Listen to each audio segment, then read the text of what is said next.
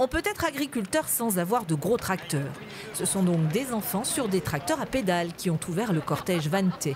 Mais derrière le clin d'œil et l'ambiance festive, l'inquiétude et la colère dominent face au retour en arrière assumé des politiques.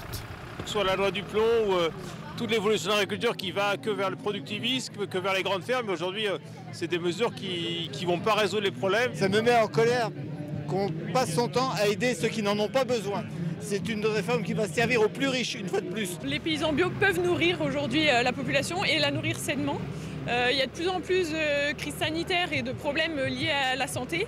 Et c'est le bio aujourd'hui qui nous nourrit et nous protège. Une vision que partage Dominique Dubreuil. Installé en bio près de Ploërmel, il cultive avec sa femme 15 hectares de terre, essentiellement du maraîchage. Lui aussi déplore l'absence de soutien des politiques, plus enclins à favoriser l'agriculture conventionnelle.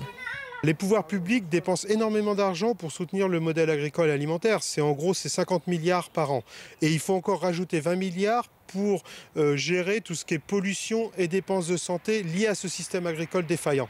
Mettons tout sur la table et examinons l'impact écologique et social de ce qu'on dépense aujourd'hui et fléchons prioritairement vers les pratiques les plus vertueuses. Dans le magasin à la ferme où Dominique vend les produits d'une quarantaine d'agriculteurs bio du secteur, les clients le soutiennent. Je pense qu'il faut plus les encourager plutôt que les enfoncer. C'est ma petite partie, ma contribution, d'acheter chez eux. De quoi garder espoir face à un avenir ni rose ni vert. Car après la suppression des aides au maintien, la filière bio pourrait aussi perdre une partie des fonds destinés à sa structuration, ainsi que ses crédits d'impôt.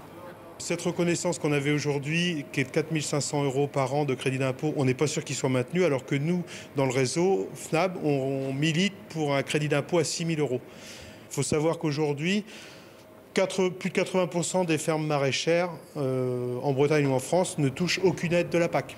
Malgré tout, en Bretagne, où l'on compte 4000 fermes bio, un tiers des installations se fait aujourd'hui sur ce modèle.